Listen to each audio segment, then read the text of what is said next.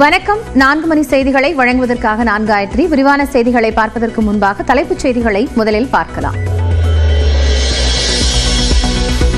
அதிமுக பொதுக்குழு நியமனங்கள் குறித்து வரும் 28ஆம் தேதி தேர்தல் ஆணையம் இறுதி விசாரணை. இபிஎஸ் தரப்புக்கு இரட்டை இலை சின்னத்தை ஒதுக்கியது தொடர்பாகவும் விசாரிக்க முடிவு. முதலமைச்சர் மு க ஸ்டாலின் தலைமையில் இன்று மாலை அமைச்சரவை கூட்டம். பட்ஜெட்டில் அறிவிக்கப்பட்ட புதிய திட்டங்களுக்கு ஒப்புதல் வழங்கப்பட வாய்ப்பு.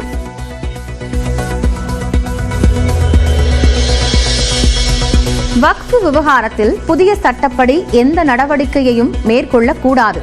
சட்ட திருத்தத்திற்கு எதிரான வழக்கில் உச்சநீதிமன்றம் இடைக்கால உத்தரவு.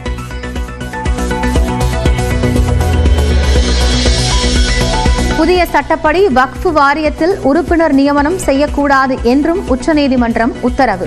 வக்ஃப் சொத்துக்களை வகைப்படுத்தும் நடவடிக்கையையும் மேற்கொள்ளக்கூடாது என்றும் ஆணை.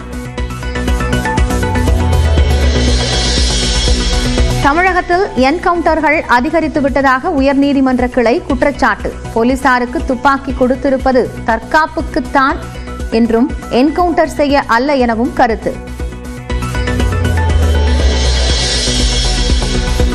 அமைச்சர் பொன்முடியின் வெறுப்பு பேச்சு தொடர்பாக வழக்கு பதிவு செய்யப்பட்டுள்ளதா? தமிழக டிஜிபி மாலை 4:45 மணிக்கு விளக்கம் அளிக்க உயர்நீதிமன்ற நீதிபதி ஆனந்த் வெங்கடேஷ் உத்தரவு. பெண்கள் குறித்த சர்ச்சை பேச்சு விவகாரத்தில் அமைச்சர் பொன்முடி மீது அடுத்த கட்ட நடவடிக்கைக்கு தயாராகி வருகிறார்கள். சென்னையில் தமிழ்நாடு காங்கிரஸ் தலைவர் செல்வ பெருந்தகை பேட்டி. பேசியது தவறு. எல்லா ஜனநாயக சக்திகளும் எதிர்த்திருக்கிறோம். நடவடிக்கை எடுத்திருக்கிறார்கள். கட்சி பொறுப்பிலிருந்து முக்கியமான பொறுப்பு துணை பொதுச் செயலாளர் நீக்கி இருக்காங்க. இன்னும் மற்ற நடவடிக்கைகள் தயாராகிட்டு இருக்காங்க. இதில் ஜனநாயகத்திற்கு என்ன உட்பட்டதோ அதில் நாங்கள் உட்பட்டிருக்கோம். தமிழ்நாட்டில் கூட்டணி ஆட்சியே கிடையாது என அதிமுக எம்பி தம்பிதுரை திட்டவட்டம். பாஜகவுடன் கூட்டணிதான், கூட்டணி ஆட்சி இல்லை என எடப்பாடி பழனிசாமி கூறியது சரியே என்றும் பேட்டி. தமிழகத்தில் இதுவரை கூட்டணி ஆட்சி வந்ததும் கிடையாது, இதுபோல் வரப்போவதும் கிடையாது. இதுதான் தெளிவாக எங்களுடைய கழகத்தினுடைய பொதுச் செயலாளர் தெளிவாக சொல்லியிருக்கின்றார். ஆகவே கூட்டணி ஆட்சி என்பது தமிழகத்திலே திராவிட கட்சிகளே இருந்தது கிடையாது, இருக்க போவதும் கிடையாது. உலகிலேயே மிக உயரமான முருகன் சிலை மருதமலையில் அமைகிறது. 184 அடி உயரத்திற்கு சிலை வைக்கப்படும் என சட்டப்பேரவையில் அமைச்சர் சேகர் பாபு அறிவிப்பு.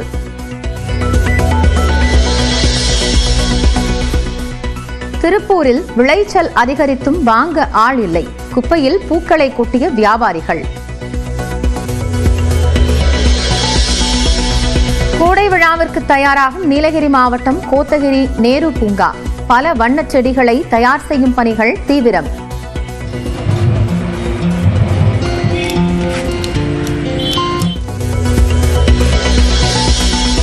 தமிழ்நாட்டில் 7 நாட்களுக்கு மிதமான மழைக்கு வாய்ப்பு. 3 நாட்களுக்கு அதிகபட்ச வெப்பநிலை 2 முதல் 3 டிகிரி செல்சியஸ் வரை உயரும் என்றும் வானிலை மையம் கணிப்பு. கேரள மாநிலம் கொச்சியில் போதைப்பொருள் விவகாரத்தில் சிக்கிய குட் பேட் அக்லி பட நடிகர் ஷைனி டேம் சாக்கோ. ஹோட்டலில் நடந்த சோதனையின் போது வெளியே தப்பி ஓடும் வீடியோ வெளியானதால் நடிகருக்கு சிக்கல்.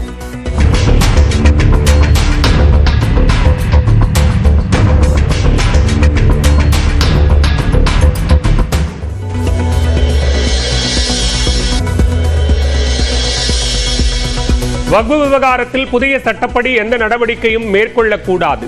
சட்ட திருத்தத்திற்கு எதிரான வழக்கில் உச்சநீதிமன்றம் இடைக்கால உத்தரவு. புதிய சட்டப்படி வக்ஃப் வாரியத்தில் உறுப்பினர் நியமனம் செய்யக்கூடாது என உச்சநீதிமன்றம் உத்தரவு. வக்ஃப் சொத்துக்களை வகைப்படுத்தும் நடவடிக்கையும் மேற்கொள்ளக்கூடாது எனவும் ஆணை. கேரள மாநிலம் கொச்சியில் போதைப் பொருள் விவகாரத்தில் சிக்கிய குட் பேட் அக்லி பட நடிகர் ஷைனி டாம் சாக்கோ. ஓட்டலில் நடந்த சோதனையின் போது வெளியே தப்பியோடும் வீடியோ வெளியானதால் நடிகருக்கு சிக்கல்.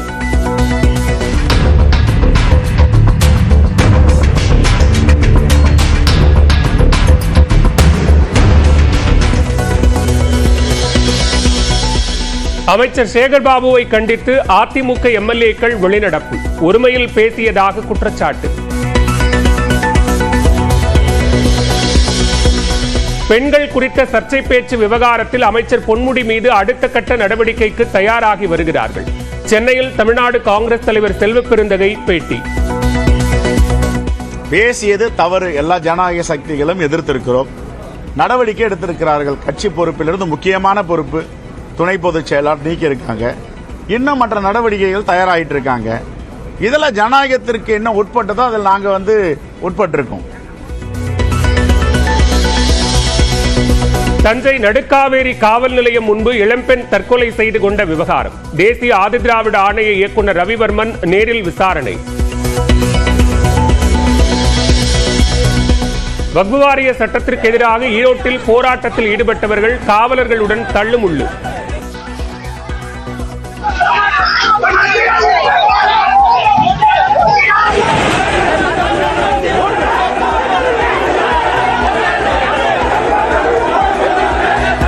மத்திய அரசுக்கு எதிராக முழக்கமிட்ட தமிழ் புலிகள் அமைப்பினர்.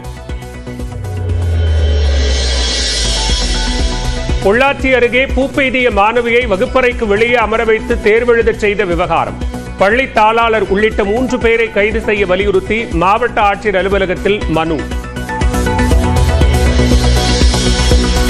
விசைத்தறி உரிமையாளர்களின் போராட்டத்தை முடிவுக்கு கொண்டுவர அரசு நடவடிக்கை.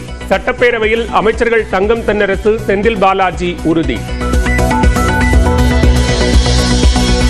தமிழ்நாட்டில் 7 நாட்களுக்கு மிதமான மழை பெய்ய வாய்ப்பு. 3 நாட்களுக்கு அதிகபட்ச வெப்பநிலை 2 முதல் 3 டிகிரி செல்சியஸ் வரை உயரும் என்றும் வானிலை மையம் கணிப்பு.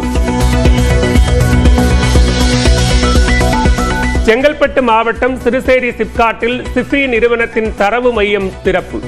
882 கோடி ரூபாய் மதிப்பிலான மையத்தை திறந்து வைத்தார் முதலமைச்சர் மு.க. ஸ்டாலின். தமிழ்நாட்டில் கூட்டணி ஆட்சியே கிடையாது என அதிமுக எம்பி தம்பிதுரை திட்டவட்டம். பாஜகவுடன் கூட்டணிதான், கூட்டணி ஆட்சி இல்லை என எடப்பாடி பழனிசாமி கூறியது சரிதான் என்றும் பேட்டி. தமிழகத்தில் இதுவரை கூட்டணி ஆட்சி வந்ததும் கிடையாது, இதுபோல் வரப்போவதும் கிடையாது. இதுதான் தெளிவாக எங்களுடைய கழகத்தினுடைய பொதுச் செயலாளர் தெளிவாக சொல்லியிருக்கின்றார். ஆகவே கூட்டணி ஆட்சி என்பது தமிழகத்திலே திராவிட கட்சிகளே இருந்தது கிடையாது, இருக்க போவதும் கிடையாது. மதுரை சித்திரை திருவிழாவில் அன்னதானம், நீர்மோர் வழங்குவோர் செயற்கை சாயத்தை சேர்க்கக்கூடாது என கட்டுப்பாடு. பாலித்தீன் பைகள் மற்றும் பிளாஸ்டிக் கப்புகளை முற்றிலும் தவிர்க்கவும் மாவட்ட ஆட்சியர் அறிவுரை. கோடை விழாவுக்கு தயாராகும் நீலகிரி மாவட்டம் கோத்தகிரி நேரு பூங்கா. பல வண்ண பூச்செடிகளை தயார் செய்யும் பணிகள் தீவிரம்.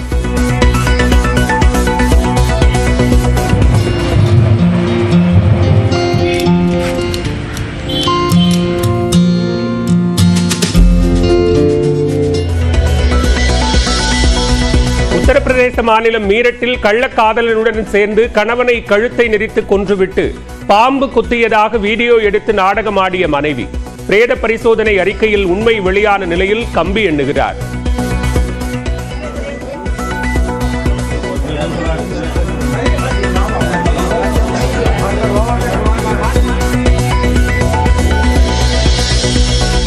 விமான நிலையத்தில் ரசிகையின் கோரிக்கையை நிறைவேற்றிய சிஎஸ்கே கேப்டன் தோனி. வீல் சேரில் அமர்ந்திருந்த ரசிகையுடன் செல்ஃபி எடுத்துக் கொண்டார்.